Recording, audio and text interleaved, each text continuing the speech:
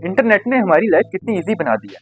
ज़रा सी भूख लगी तो कुछ खाने के लिए ऑर्डर कर, बोर हो रहे हैं तो मूवी लगा ली। और अगर मैं ये कहूँ कि जिस तरह हम इजीली खाना ऑर्डर कर लेते हैं, उसी तरह कुछ लोग इजीली इंटरनेट से ड्रग्स, वेपन्स और दीगर इलीगल थिंग्स बाई कर लेते हैं। जैसे हम इजीली मूवी देख लेते हैं, उसी तरह कुछ लोग इजीली इंटरनेट पर अपनी मर्जी की टॉर्चर्ड वीडियो देख लेते हैं। जी बिल्कुल, मैं बात कर रहा हूँ डार्क वेब की। तो आज इस वीडियो में मैं आपको बताऊंगा डार्क वेब की रियलिटी, कि कौन सी मिथ्स डार्क वेब के बारे में मशहूर हैं, और क्या डार्क वेब पे जाना आपके और मेरे लिए सेफ है या नहीं।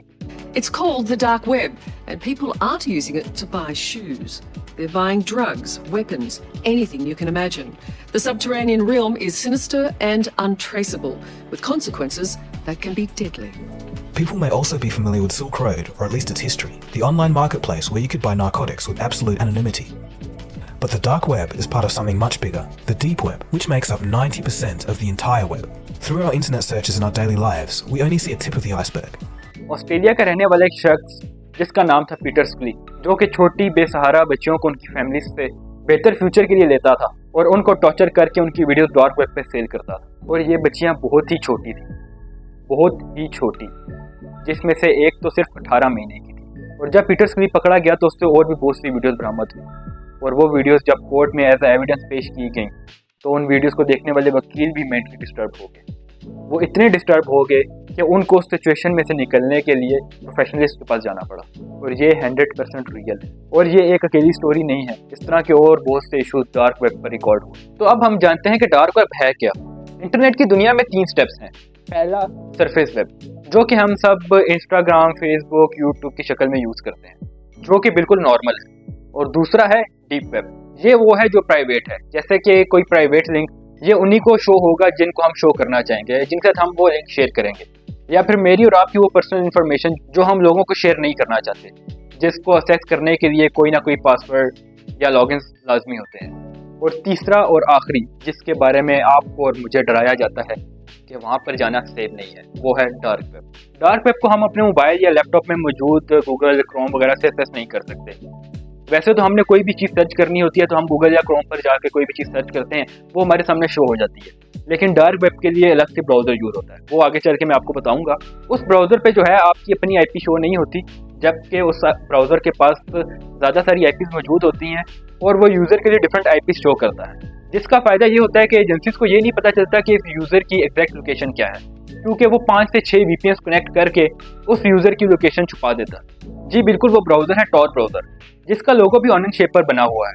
जी बिल्कुल, इसका मकसद यही है कि जैसे ऑनियंस में बहुत सारी लेयर्स होती हैं, इसी तरह टॉर ब्राउज़र में भी बहुत सारी लेयर्स होती हैं आपको यूज़र तक पहुंचने के लिए, क्योंकि टॉर ब्राउज़र अपने यूज़र को ज़्यादा सारे VPNs के साथ कनेक्ट कर लेता है, जिससे एग्जैक्ट यूज़र की लोकेशन तक पहुंचना बहुत मुश्किल होता है। जैसे हम नॉर्मल ब्राउज़र पर कुछ सर्च करते हैं तो हम .com, .org, .net के साथ सर्च करते हैं, इसी तरह जो हम टॉर ब्राउज़र पर कुछ सर्च करते हैं डार्क वेब का, तो हम .onions के साथ सर्च करते हैं, जिससे यूज़र की एग्जैक्ट लोकेशन जानना नामुमकिन हो जाता है, क्योंकि उस टॉर ब्राउज़र ने आपको 5-6 VPNs के साथ कनेक्ट करके आपकी एग्जैक्ट लोकेशन छुपाई भी होती है।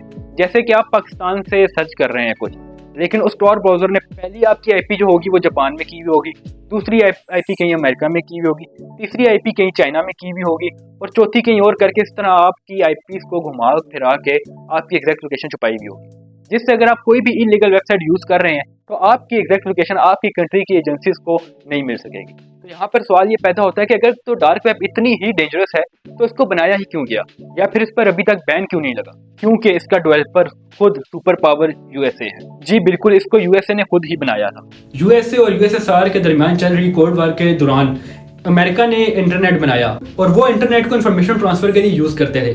लेकिन उन्होंने बाद में सोचा कि हमारी इन्फॉर्मेशन इजीली हैकर्स हैक कर सकते हैं, इसीलिए उन्होंने डार्क वेब बनाया, जिसमें यूजर की एग्जैक्ट लोकेशन मालूम नहीं होती और पता नहीं चलता कि यूजर कौन है, जिसमें इन्फॉर्मेशन का लीक होने के चांसेस बहुत कम थे।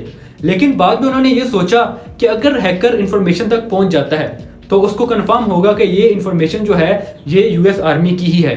तो इसलिए उन्होंने डार्क वेब पर यूजर्स की तादाद ज्यादा करने के लिए डार्क वेब को सिटीजन्स के लिए भी अलाउ कर दिया, ये कहकर के पर्सनल प्राइवेसी हर सिटीजन का हक है, क्योंकि उनको पता था कि अगर तो हैकर हमारी इन्फॉर्मेशन तक पहुंच भी जाता है तो उसको ये कंफर्म नहीं होगा कि ये इन्फॉर्मेशन यूएस आर्मी की ही है। इसलिए उन्होंने डार्क वेब को पब्लिक के लिए अलाउ करके डार्क वेब पर ट्रैफिक बढ़ा दी, और इस तरह डार्क वेब का इस्तेमाल बढ़ता गया।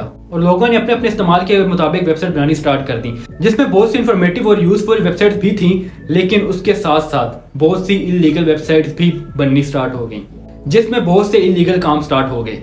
जी बिल्कुल, डार्क वेब पर ऐसी वेबसाइट्स मौजूद हैं कि अगर आप किसी शख्स की ज़िंदगी तबाह करना चाहते हैं या किसी को मरवाना चाहते हैं तो डार्क वेब पर स्लेयर असैसिनेशन और लाइफ रूनिंग जैसी सर्विसेज भी अवेलेबल हैं, जिसमें आप इजीली किसी की ज़िंदगी तबाह भी करवा सकते हैं और किसी को टपका भी सकते हैं। ऐसी घटिया सर्विसेज आपको डार्क वेब पर इजीली अवेलेबल हैं। और इसके साथ साथ आपको जो और ऑप्शंस डार्क वेब पर नजर आएंगे वो हैं सेल परचेज की।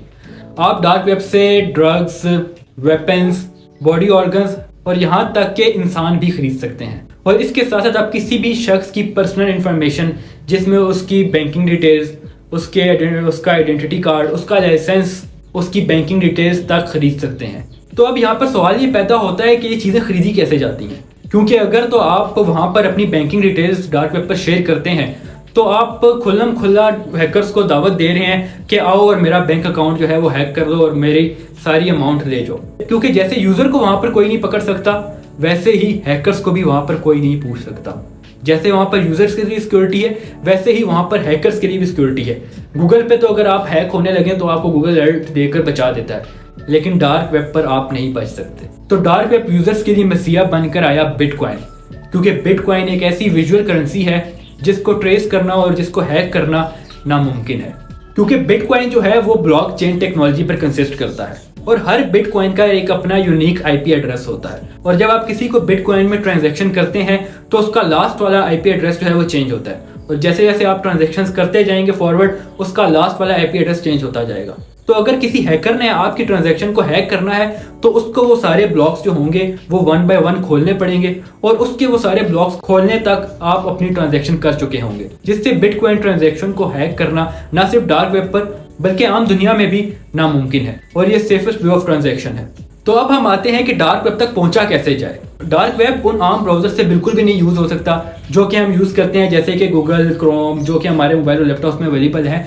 उसके लिए आपको स्पेसिफिक टॉर ब्राउजर ही डाउनलोड करना पड़ेगा। ये टॉर ब्राउजर ऑनियन टेक्नोलॉजी पर बना हुआ है।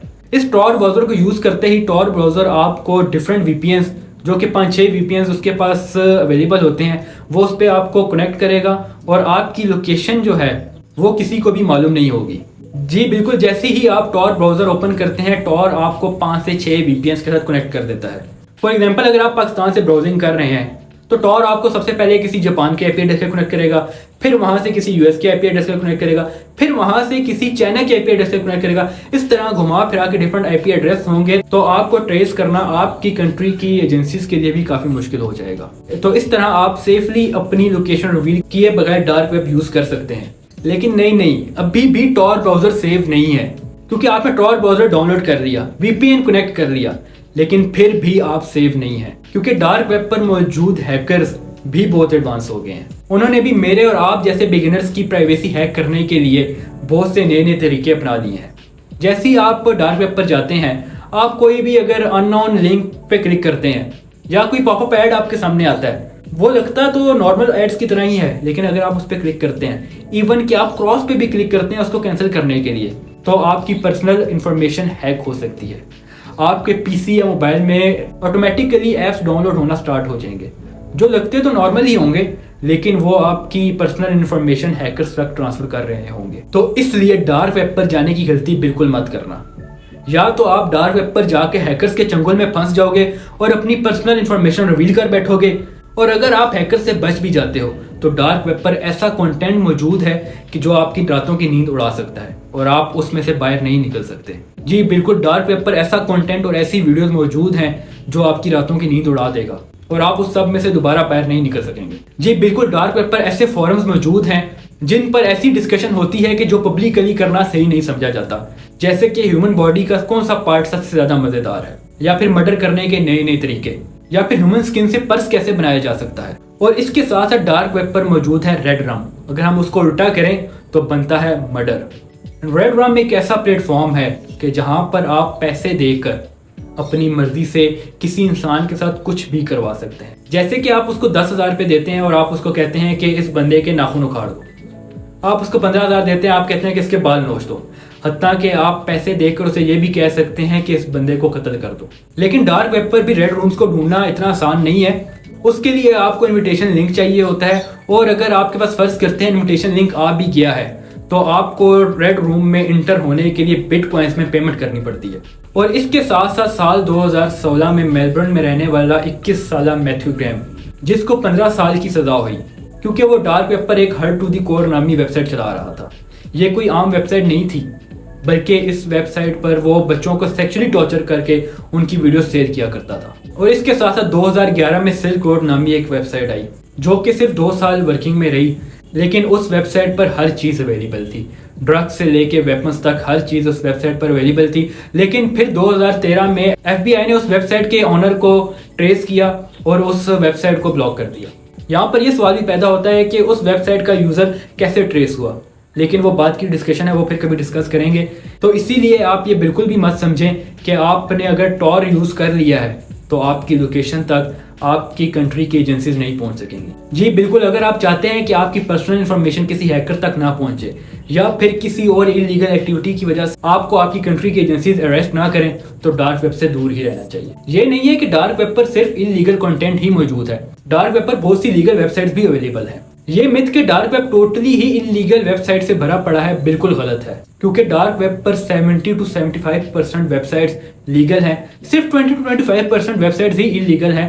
तो आप डार्क वेब को लीगल यूज भी कर सकते हैं, लेकिन अगर आप इलीगल यूज करते हो तो आपको उसका खमियाजा भुगतना पड़ सकता है। तो इसलिए मैं पर्सनली आपको यही सजेस्ट करूंगा कि डार्क वेब से जितना दूर रहा जाए आपके लिए उतना ही बेहतर है, क्योंकि कल को रोने से बेहतर है कि आज ही ख्याल किया जाए। क्योंकि डार्क वेब की ये सारी इन्फॉर्मेशन सुनने के बाद आप में भी चुल तो हुई होगी कि मैं भी डार्क वेब पे जाऊं, लेकिन उसके नतीजे बुरे भी हो सकते हैं। तो अगर इस वीडियो में शेयर की गई इन्फॉर्मेशन आपको पसंद आई तो वीडियो को लाइक और शेयर लाजमी करें, क्योंकि आपके एक छोटे से लाइक से मेरी बहुत हौसला अफजाई होती है, क्योंकि वीडियो बनाने में बहुत मेहनत लगती है। और चैनल को सब्सक्राइब लाजमी करें, और नेक्स्ट किसी ऐसी इंटरेस्टिंग सी वीडियो के साथ मिलेंगे। आज के लिए अल्लाह हाफिज़।